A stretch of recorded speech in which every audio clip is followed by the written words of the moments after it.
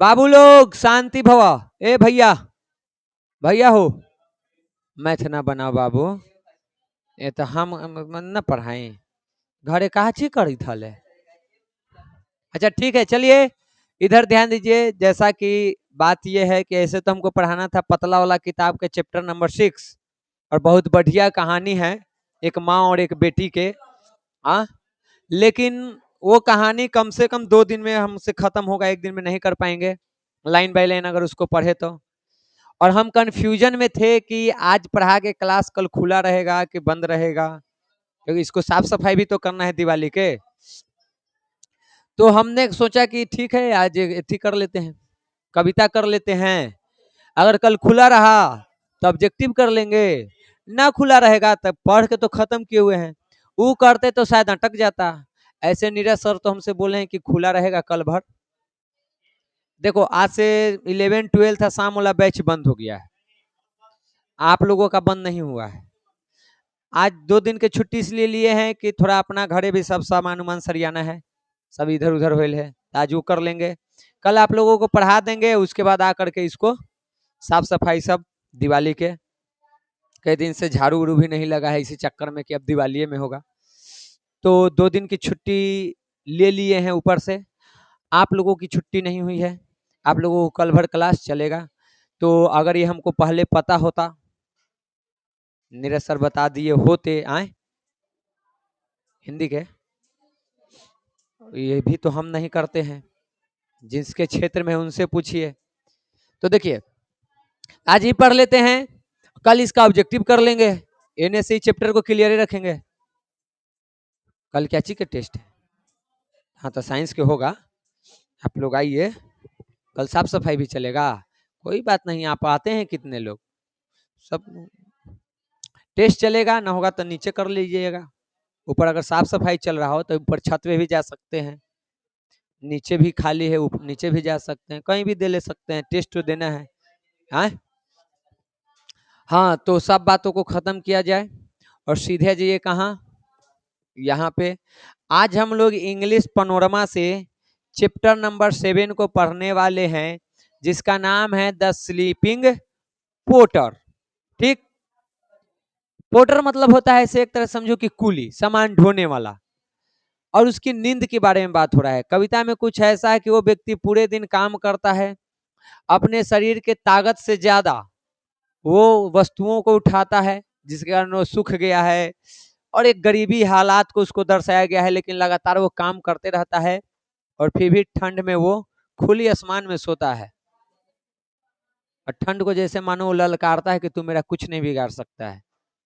कि पूरे दिन का वो इतना ना थका रहता है कि उसको नींद के अलावे, मतलब उसके नींद के आगे ठंड का एक नहीं चलता है, कुछ नहीं कर पाता है ठंड। ठीक, मुख्य रूप से वही है। अब एक एक करके लाइन से पूरा हम पढ़ते हैं क्या क्या है। सर जी मोबाइल फ्लाइट मोड में डाले थे तो पुरानी आदत है, चलिए कोई बात ना। इधर आइए, देखिए सबसे पहले हम लोग यहाँ पे लेखक के परिचय पढ़ लेते हैं। और एक चीज और, इस कविता में बस एक कविता और बच गया है, उसके बाद कविता खत्म, समझ गए। रह जाएगा दूगो, उसमें कहानी है पतरकी में, शायद दूगो रह गया है मुटकी में, अभी टाइम है। ठीक, देखिए इसको लिखने वाले व्यक्ति का नाम है लक्ष्मी प्रसाद देवकोटा। सबसे पहले इनके बारे में जानिए। Lakshmi Prasad Devkota was born on the 12 November 1909 in Kathmandu. ये व्यक्ति जो है वो नेपाल के हैं। इनका जन्म 12 नवंबर 1909 को हुआ था। कहाँ पे? नेपाल की जो राजधानी है काठमांडू, वहां पे। He obtained a bachelor of arts degree from the Patna university in 1929। इन्होंने जो ग्रेजुएशन होता है, बीए जिसको हम कहते हैं, चूंकि ये आर्ट्स लिए हैं तो बीए कहेंगे, अगर साइंस से पढ़े होते तो बीएससी कहते, कॉमर्स लिए होते तो बीकॉम कहते। तो यहाँ पे क्या लिखा हुआ है? Bachelor of arts. Bachelor of arts का मतलब है कि ये जो बीए की है, बीए की पढ़ाई ग्रेजुएशन, वो कहाँ से किए हैं? जो हमारा पटना यूनिवर्सिटी है ना, वहां से किए हैं। कब? 1929 में। He was a renowned poet and story writer of his time. और कहा जाता है कि ये अपने टाइम के एक प्रसिद्ध कवि और कहानीकार थे। जब ये थे तब के। बहुत सारे लोग इनको मतलब कि नामी थे, फेमस थे। कैसे आज के टाइम में कुमार विश्वास जी बहुत नामी है, शायद आप लोग नाम जानते हैं कि ना जानते हैं, अब हमको क्या पता, लेकिन नामी है। एक व्यंग्यकार है संपत सरल नामी है, एक हरिओम पवार हैं, कई सारे लोग हैं, ठीक, जो नामी हैं, नाम कमाए हैं।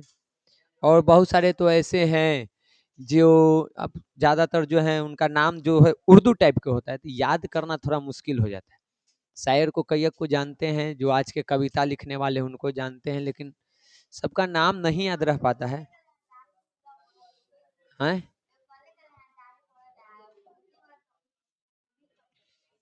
कले कले हैं, दाढ़ी बढ़ल है। अब हो सकते हैं, बहुत सारे हैं। तू आगे आ जाओ, समस्या का समाधान। तू आगे आ रहा है तो तू काहे कह रहा है कि मारेगा तू? हाँ तो बैठ शांति। समस्या का समाधान हो गया। अच्छा हो गए, कोई होंगे, बैठो ऊपर। चलिए आगे देखिए। इन 1948 he presided over the first national poetry festival of Nepal organized by Nepali साहित्य परिषद। 1948 में नेपाल में पहला बार यहाँ पे कवि सम्मेलन रखा गया था, राष्ट्रीय लेवल के, यानी यहाँ पे देश ने, सरकार ने वहां के एक तरह से कवि सम्मेलन रखवाया। नेपाल के जो भी कवि उनको बुलाया, मंच दिया एक, जहाँ पे आप कवि जो भी हैं आए हुए वो अपना कविता पढ़ेंगे, तो वो किया गया था। और इसका जो ऑर्गेनाइजेशन है, पूरा देखभाल अध्यक्षता जो करना था, वो किनको मिला? लक्ष्मी प्रसाद देवकोटा को, इन्हीं को ये देखभाल करना था। ये नेपाल में करवा कौन रहा था? तो नेपाली साहित्य परिषद जो है उसी के जिम्मे ये कवि सम्मेलन हो रहा था, पूरे देश के लेवल पर। नेपाल के जो भी बड़े बड़े कवि थे उनको इसमें इनवाइट किया गया था। आगे देखिए, उसके बाद immediately after his poetry festival he exiled himself to Varanasi, India, to edit Yugwani, the voice of age, which was the mouthpiece of the Nepali Congress। अब देखिए, उसके बाद लगभग तुरंत, वो कवि सम्मेलन होने के तुरंत बाद जो ये है लक्ष्मी प्रसाद देवकोटा, वो नेपाल से चले आते हैं हमारे बनारस। उत्तर प्रदेश में जो बनारस है, वाराणसी कहते हैं, यहाँ भारत में चले आते हैं। आते क्यों हैं? तो ये एक एडिटर के रूप में काम करने आते हैं।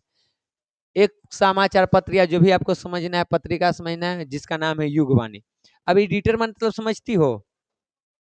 नहीं। एडिटर मतलब देखो क्या होता है, जैसे कि मान लो हम यहाँ पे अभी बोल रहे हैं, अभी तक जितना हम बोले हैं, क्या सब हम शुद्ध बोले हैं? पूर्णतः हिंदी बोले हैं, स्त्रीलिंग पुल्लिंग सब सही सही बोले हैं? कई सारे मिस्टेक किए होंगे, का भी हम इंग्लिश बोल दिए मिस्टेक।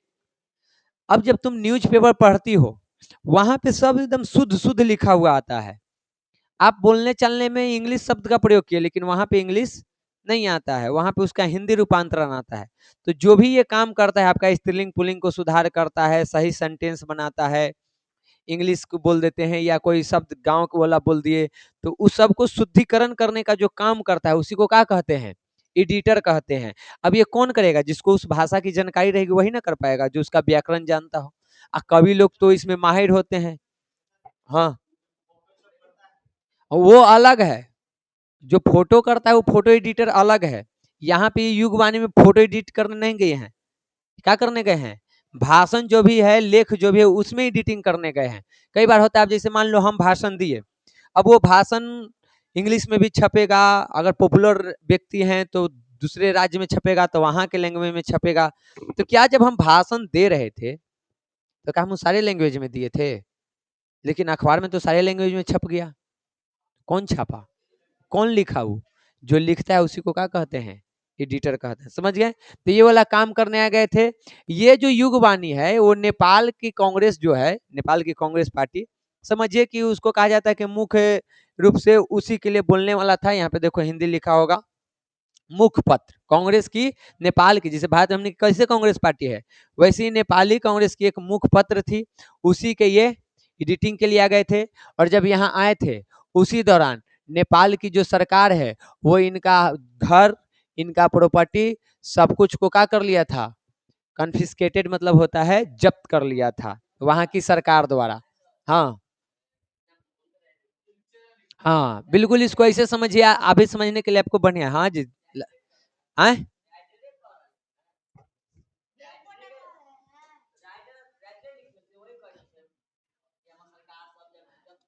नहीं, वो ही थोड़े लिखे, परिचय अपना कोई खुद थोड़े लिखता है।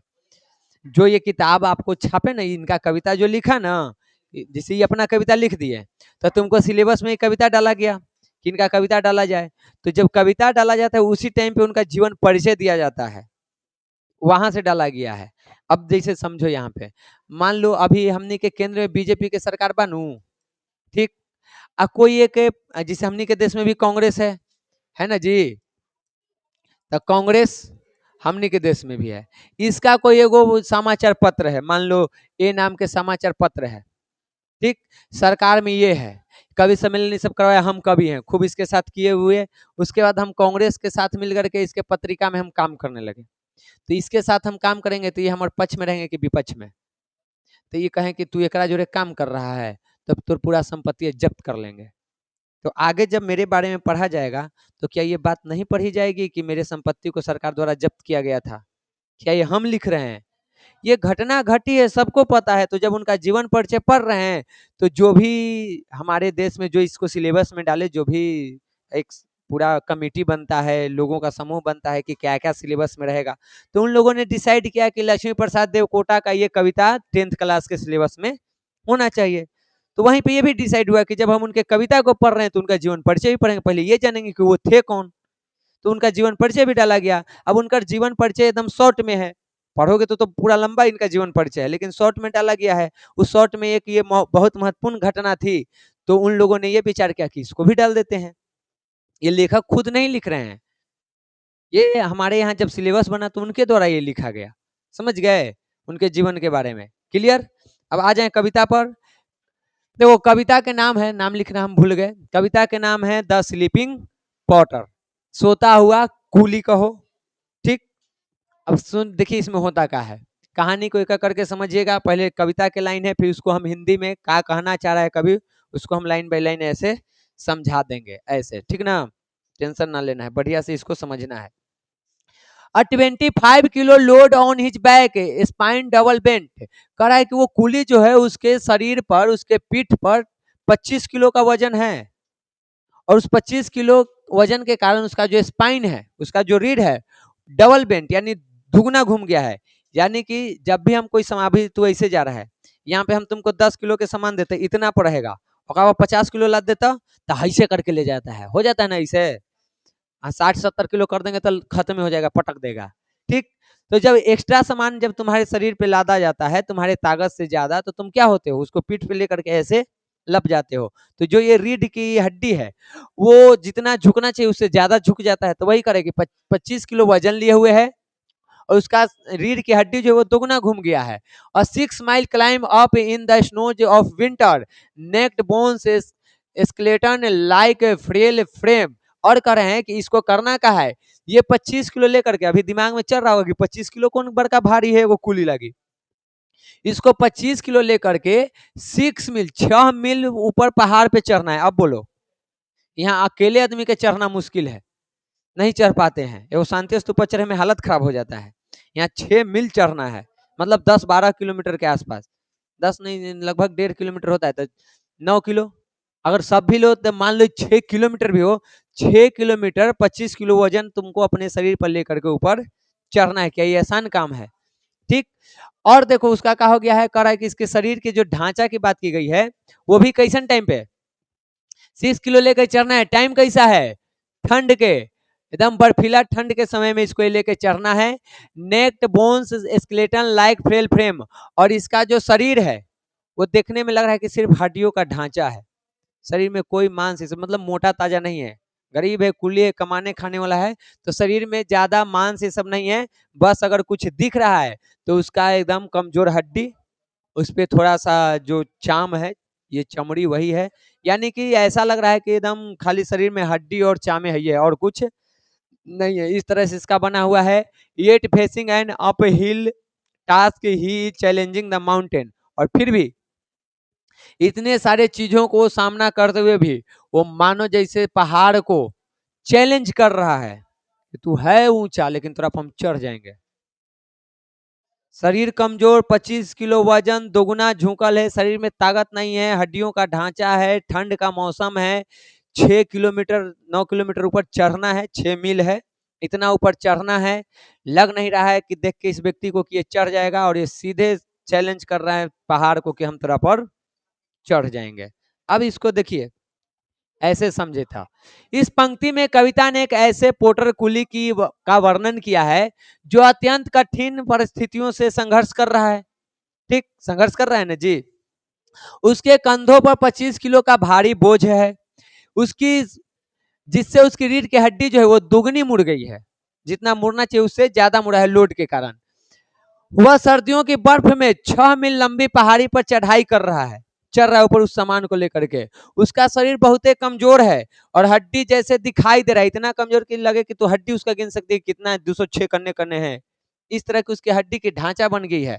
फिर भी वह हार नहीं मान रहा है और वह अपनी सारी कमजोरी के बावजूद भी पहाड़ पे चढ़ रहा है, मानो जैसे कि वो पहाड़ को चुनौती दे रहा है कि हम तुम पे चढ़ जाएंगे। समझ में यहाँ ये लाइन में क्या कह रहा है कभी, तो ये उसकी स्थिति है। कहीं ना कहीं ये चीज हमको एक चीज सिखाता है जीवन में, कि जीवन में जो भी समस्याएं हैं उसे टक्कर लीजिए और ये पोर्टर के जैसा एकदम एक तरह पर चढ़ के रहेंगे। समझ गए? आप हम पे मुस्कुरा रहे हैं, आप इतना जो मुस्कुरा रहे हैं, क्या गम है जिसे छिपा रहे हैं? आगे देखिए, He is wearing a black cap, dirty, sweat stained. His body is an adobe of fleas and lies. His mind very dull. कह रहा है कि वो जो व्यक्ति है, पोर्टर है, वो कैसा कैप पहने हुए, ऑब्जेक्टिव में सब पूछ सकता है, ब्लैक रंग का, ठीक, ब्लैक कलर का, और बहुत ही गंदा है। मजदूर है तो गंदे रहेगा, साफ सुथरा थोड़े रहेगा, गंदा है, और उसका जो है पसीना वो महक रहा है, निकल रहा है, तो ठीक। आगे और देखो क्या कर रहा है, हिज बॉडी इज इन एडोब ऑफ फ्लीज एंड लाइस, और उसका जो बॉडी है, शरीर है, वो भरा पड़ा है जुओं से।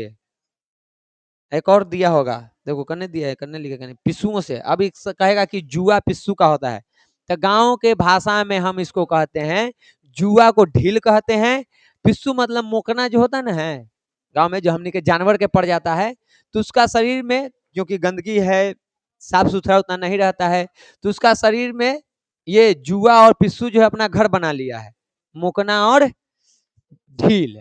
समझ गए?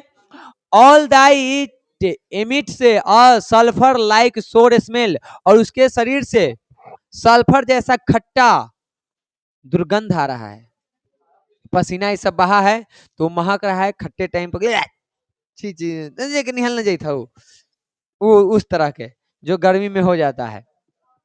बट वाट स्टॉट ह्यूमन फिगर, लेकिन उस व्यक्ति का चरित्र है, क्या आकृति है उसका। अब यहाँ पे देखो कवि क्या कर रहा है, कितना बढ़िया तरीके से इसको लिखा है, समझो यहाँ लाइन से देखिए।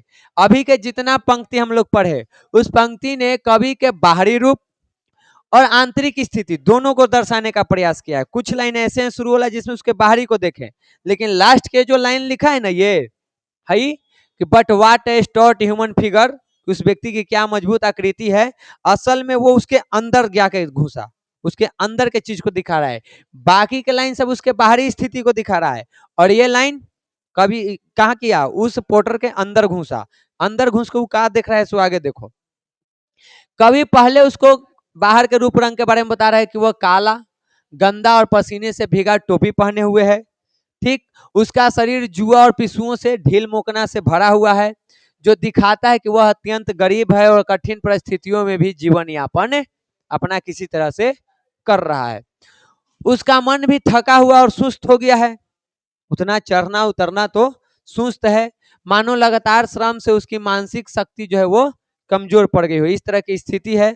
उसके शरीर के पास अगर जाइएगा तो वो सल्फर जैसा खट्टा गंध देगा, महकेगा, ठीक, जो ये दिखाता है कि वो व्यक्ति अस्वच्छ, यानी पूर्णतः स्वच्छ नहीं है, उसको नहाने भर के टाइम नहीं है, और इतना उसके पास साबुन या सरफ नहीं है कि वो अपने आप को साफ रखे, खूब सेंट वेंट मारे, ऐसी उसकी परिस्थिति है। लेकिन वो क्या कर रहा है, अपने जीवन को पूरी ईमानदारी से श्रम करके अपनी मेहनत से अपने जिंदगी को चला रहा है। तो कवि इस पे कहता है कि क्या ही मजबूत मानव आकृति है वह। मतलब एक व्यक्ति जो करोड़ों का मालिक है, लेकिन वो करोड़ उसका कैसा है, लूट के, गरीबों को सता के, घूसखोर करके, मिलावट करके वो लाखों करोड़ों कमा रहा है। सूट बूट में है, टाई बेल्ट खूब लगाए घूम रहा है, सेंट मार रहा है, हेयर बाल में काका कौची कौची फेसलिंग कुछ होता है, फेस वॉश कौची कुछ होता है, सब लगवा रहा है, कर रहा है। तो बाहर से उसकी पर्सनैलिटी बढ़िया होता है, लोग उसके तरफ आकर्षित होता है। ये व्यक्ति वो काम नहीं कर रहा है, इसकी स्थिति खराब है, लेकिन उस तरह के काम नहीं कर रहा है। ये क्या कर रहा है, श्रम कर रहा है, और श्रम करके, मेहनत करके, अपन ईमानदारी के कमाई से अपन जीवन को चला रहा है। इसलिए व्यक्ति कहता है कि वो मजबूत मानव है, वो अपनी परिस्थितियों से घबरा नहीं रहा है, अपने सिद्धांतों पे टिका हुआ है और वो अपना काम कर रहा है। इसलिए उसको क्या कहता है, मजबूत मानव। ठीक, तो यहाँ पे कभी उसकी कठिन और दयनीय परिस्थिति को दिखाने के बावजूद भी उसको अद्भुत सहन शक्ति, दृढ़ता और जीवाटिता की प्रशंसा कर रहा है। उसके अंदर देखा कि बाहर से भले वो महक रहा है, गंदा है, लेकिन अंदर से वो व्यक्ति स्वच्छ और साफ है। और सूट बूट में ज्यादातर लोग, सबको नहीं कर रहे हैं, लेकिन ज्यादातर लोग जो सूट बूट में होते हैं वो ऊपर से तो साफ होते हैं, अंदर से वो मैले होते हैं। समझ गए, सबको ना कर रहे हैं। किसी को अगर बुरा लग रहा है सूट बूट वाला के, तो भाई तू होगा, तू नहीं है तो तेरा क्या बुरा लग रहा है। हम तो सबके थोड़े करें, हम करें कि बहुत से लोग सूट बूट में गंदे लोग होते हैं, तो उसको छिपाने के लिए ऊपर से बढ़िया पहनते हैं। हाँ, कह रहे हैं ना कि देखो बुआ, किसी को अमृत देना है तो तू तो सीधे उसको अमृत देगा, छिपा करके विष दिया जाता है, अंदर विष रखते हैं, ऊपर से अमृत के परत चढ़ाते हैं।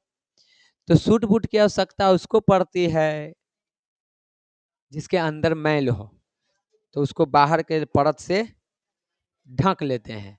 सबकी बात नहीं कर रहे हैं, लेकिन बहुत सारे लोग उसी प्रकृति के होते हैं, कुछ हैं जो उस प्रकृति के नहीं थे। हम एग्जाम्पल में भीमराव अम्बेडकर को ले सकते हैं, वो हमेशा तो दूसरों के लिए लड़ते रहे, दलितों के लिए लड़ते रहे, लेकिन वो सूट बूट पहनते थे। क्यों पहनते थे, ये बात भी है। गांधी जी को अमीर व्यक्ति, पिताजी जमींदार, दीवान टाइप के व्यक्ति, जे लंदन पढ़े हो, वो धोती कुर्ता, और दलित समाज के वो लड़का हमेशा सूट बूट में। तो गांधी जी के दोनों की परिस्थिति है। गांधी जी से पूछा गया कि आप काहे पहन रहे हैं, आपके पास तो सूट बूट सब है। तो कहें कि जब तक हमारे देश के जनता के प्रत्येक व्यक्ति के शरीर पर कपड़ा नहीं आ जाएगा तब तक हम नहीं पहनेंगे। वो ऐसा बात क्यों बोल रहे हैं पता है, वो एक अमीर फैमिली से बिलोंग करते हैं, उनको गरीबों के लिए लड़ना है। गरीब कैसे उनको एक्सेप्ट करेगा कि आप मेरे बीच के व्यक्ति हैं। तो वो अपने आप को उसी के जैसा बना लिए, उसी परिस्थिति में अपने को ढाल लिए, वो भी गरीब बन गए कि लो हम भी कपड़ा उतार देते हैं। तो लोगों ने एक्सेप्ट किया कि ये हमारे बीच का है। अम्बेडकर जी पहनते थे सूट बूट, तो उनसे भी ये सवाल आया कि आप क्यों पहनते हैं। तो उनका भी देखो तर्क क्या था कि हम सूट बूट इसलिए पहनते हैं ताकि हमारे दलित समाज के लोगों को लगे कि एक दलित समाज के लड़का भी सूट बूट पहन करके अंग्रेजों के जैसा रह सकता है। बस उसके लिए उसको जागने की जरूरत है, पढ़ने की जरूरत है, शिक्षा ग्रहण करने की जरूरत है, वो भी ऐसे रह सकता है। दोनों अपने अपने जगह सही थे, अपना अपना तर्क देके। समझ गई। तो ऐसा नहीं है कि सब सूट बूट पहनने वाला खराब है या सब नंगा रहने वाला अच्छा है। बिना कपड़ा वाला भी बुरा हो सकता है, सूट बूट में रहने वाला भी बुरा हो सकता है, बिना कपड़ा वाला भी अच्छा हो सकता है, सूट बूट में रहने वाला भी अच्छा हो सकता है, लेकिन ज्यादातर देखा जाता है, ठीक, परसेंटेज में। समझ गए। अब अगला लाइन में आइए, अगला लाइन में कह रहा है like a bird his heart is twittering में panting he is sweating and out of breath. कह रहा है कि उसका जो हृदय है वो एक पक्षी की तरह धड़क रहा है, फड़फड़ा रहा है। जैसे एक पक्षी फड़फड़ाता है मरते समय, वैसे ही काम करते हुए, लोड उठाते हुए थक के जैसे हो, उसका हृदय जो है बहुत जोर जोर से धड़क रहा है, यानी कि फड़फड़ा रहा है। हम बहुत जोर से दौड़ते हैं, चलते हैं, तो हमारा हृदय क्या होता है, फड़फड़ाने लगता है, जोर जोर से धड़कता है। तो उस धड़कन को कवि ने क्या किया है, पक्षी के फड़फड़ाने से जोड़ दिया है कि जैसे पक्षी फड़फड़ाता है वैसे उसका धड़कन जो है वो जोर से धड़क रहा है। क्यों, क्योंकि वो हाँफ रहा है, पसीने से वो एकदम लथपथ हो गया है, उतना ऊंचा चढ़ते हुए ठंड के दिन में उसको पसीना निकल रहा है। हमने के ठंडे के दिन आता है, रजाई में से निकले के मन ना है, पापा उठा के ले जाते हैं, एक बोझा आटिया पिटित पिटित सब कपड़ा उतार कर रख देते हैं, हो जाता है ना जी, सब उतार के आ जाते हैं, उघारे हो जाते हैं, गर्मी लगी थी। ठंड किसको लगती है? जो काम नहीं करता है, काम करे वाला का ठंडा लगता है, उसको अंदर से गर्मी आता है। तो वो इसका हो चुका है, और उसकी सांस जो है वो क्या हो रहा है, फूल गया है। तो इसमें इस लाइन में कवि क्या कह रहा है, कवि कह रहा है कि उस पोर्टर का, उस कुली का हृदय जो पक्षी की तरह फड़फड़ा रहा है, यानी वह तेज तेज से धड़क रहा है, यह उसके अत्यधिक परिश्रम और थकावट को दर्शा रहा है कि इतना थक गया है, इतना परिश्रम कर रहा है कि उसका हृदय जोर जोर से धड़क रहा है। वह लगातार मेहनत करते करते हांफने लगा है, ऊपर चढ़ते चढ़ते वो हांफने लगा है, पसीने से पूरा भीग गया है, उसकी सांसें जो है वो तेज चल रही है। अगर आप कभी पहाड़ वहाड़ पर चढ़े होंगे तो इस चीज को महसूस किए होंगे, और नहीं किए तो घरे छत है, 4 बार चढ़ने का प्रयास कीजिएगा, चढ़िएगा उतरिएगा, चढ़िएगा उतरिएगा, चढ़िएगा उतरिएगा, 4 बार, ज्यादा ना, दूसरे बार में महसूस हो जाएगा कि क्या होता है ये, ठीक। उसके बाद आगे देखिए, a hut on the cliff, his son shivering with cold woes of hunger, the mother searching for nettles and vines. इसका घर जो है वो वहीं कहीं पहाड़ी इलाके में एक चट्टान के एक झोपड़ी है इसका, और उसका बेटा जो है इस ठंड से कांप रहा है। इसका मतलब कि ना तो इसके पास पहनने के लिए स्वेटर है, न ओढ़ने के लिए कंबल वगैरह है, तो ठंड से कांप रहा है, प्लस में भूख से भी वो तड़प रहा है, क्योंकि मजदूर के बेटा है तो कमाई होगी तब कुछ खाने को मिलेगा। और उसकी माँ जो है वो जंगलों में कुछ खाने की तलाश में, जैसे एक बिच्छू घास खाने वाला होता है, बिच्छू और घास नहीं, बिच्छू घास नाम है एक घास के, ठीक। जैसे हमने घरे रोपते ना तो घासवा कहते हैं हथिया घास, हाँ कहते हैं ना जी। तो क्या वो हाथी या घास है? घासवा के हमने देहाती भाषा में हथिया घास कह देते हैं। वैसे यहाँ पे एक बिच्छू घास है, और उसके बाद यहाँ पे कुछ नेटल्स, कुछ भी मिल जाए खाने को, लता फल फूल जंगल में, वो ढूंढने गई है। कहानी समझ रहे हैं आप? अब हम लोग कुल्ली के कहाँ गए हुए हैं? घरे। तो घर इसका एक चट्टान पे एक झोपड़ी है, और उसमें भी इसका एक बेटा है, एक ये है, और एक इसकी पत्नी है। बेटा को ठंड से बचाने का कोई उपाय नहीं है, ना तो स्वेटर है ना कम्बल है, तो ठंड से कांप रहा है, भूख से तड़प रहा है, और उस भूख को मिटाने के लिए उसकी माँ जो है, यानी कुली की जो पत्नी है, वो जंगलों में गई है कुछ चीजों को तलाशने के लिए, कि जंगल से कुछ भी मिल जाए तो वो अपने बेटे को खिलाए और उसकी भूख दूर करे। लाइन से समझिए। इस पंक्ति में कवि बताता है कि वो उसका घर जो है एक चट्टान पर छोटी सी झोपड़ी है, वहीं कुली का परिवार रहता है। उस झोपड़ी में एक छोटा बच्चा ठंड से कांप रहा है, क्योंकि उसके पास न गर्म कपड़े हैं और न पर्याप्त भोजन है। वह भूख की पीड़ा से तड़प रहा है, और उसकी माँ इधर उधर घास, जो भी फल फूल बेल वगैरह जो भी मिल जाए उसकी तलाश में वो घूम रही है, ताकि कुछ खाने लायक मिल जाए और उसका पेट भर सके, ठीक। ये उसकी परिस्थिति है। Beneath this hero of the mountain, the proud conquer of nature are the snow-clad peaks above। कह रहा है कि फिर भी इस पर्वत के नायक के नीचे, पर्वत के नायक मतलब कौन? कुली। उसको हीरो कहा जा रहा है, को माउंटेन के हीरो है, माउंटेन को, पहाड़ को अपने कदमों के नीचे रखता है। तो वो नायक के नीचे ये प्रकृति के जो भी यहाँ पे अत्याचार वगैरह जो भी है, जो उसका कहर है, उस पर विजयी पाने वाला ये व्यक्ति है। उसके ठंड का इसके ऊपर कोई असर नहीं हो रहा है, बाकी लोग ठंड से किकुर रहा है, कर रहा है, और ये व्यक्ति उसको चैलेंज कर रहा है कि आओ हमरा करके दिखाओ, एक पसीना निकल रहा है। तो प्रकृति के गर्वीले को जीतने वाला ये व्यक्ति, बर्फ से ढकी चोटियां हैं उस सबको पार करने वाला ये व्यक्ति है। और आगे एक और लाइन है जहां से लाइन तुमको क्लियर होगा।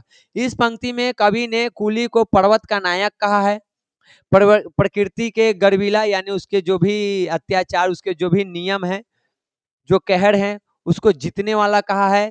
और बर्फ से ढकी चोटियां उसके नीचे है, पूरा बर्फ ढका हुआ है पहाड़, और वो उसके नीचे, पैरों के नीचे है, वो उसके ऊपर है, ठीक। यानी कि इतनी ऊंची और कठिन पहाड़ियां भी उसके प्रयास को, उसके साहस के सामने टिक नहीं पा रहा है, वो छोटा पड़ जा रहा है, बौना पड़ जा रहा है। ये ठंड, प्रकृति के कहर, ये गरीबी, या ये जो पर्वत है या जो बर्फ है, कुछ भी उस पर असर नहीं हो रहा है। सबका विजेता है कौन? वो पॉटर, वो कूली। और आगे के लाइन देखिए क्या कह रहे हैं कवि ji, only the stars are the lead of night, in this night the porter is in deep slumber reigning over the rich kingdom of sleep. और अब ये घर जब गया है रात को, तो खुले आकाश में, उस ठंड के रात में खुले आकाश में तारों के नीचे मस्त सोया हुआ है, और प्रकृति उसका कुछ नहीं बिगाड़ पा रही है। प्रकृति का एक जोर नहीं चल रहा है कि इसको हम ठंड लगा दे और ठंड के कारण हल्कू जैसा इसका नींद हराम कर दे। ये नींद के राजा शासन कर रहा है, वही इसमें दिखाया गया है कि केवल तारों से सजी रात की छत है, क्योंकि रहता तो झोपड़ी में है। ठीक, इस रात में पोटर गहरी नींद में है, और मानो जैसे नींद के समृद्ध राज्य पर, यानी पूरे उस शासन पर, पूरा राज्य जो है उसका देश है नींद का, उस पे राजा के जैसा राज्य कर रहा है। शब्दार्थ में आ जाइए बढ़िया से। तो तारों की सजी रात की छत का मतलब है कि ऊपर आकाश में चमकते हुए अनगिनत तारे हैं, जो रात को और भी रहस्यमय और सुंदर बना रहे हैं। और भी ठंड रात में बढ़ जाती है, ठंड भी बढ़ चुकी है। वहीं इस रात में वो पोटर का कर रहा है, वो कूली का कर रहा है, गहरी नींद में सोया हुआ है।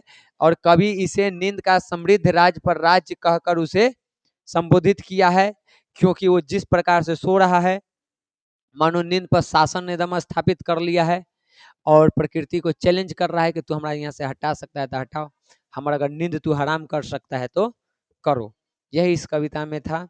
पूरे कविता में तुमको यहाँ पे यही दिखाया गया है कि आपके जीवन में परिस्थिति कैसी भी आए, आप मेहनत करते रहिए, अपना काम में लगे रहिए, उस काम को करते रहिए।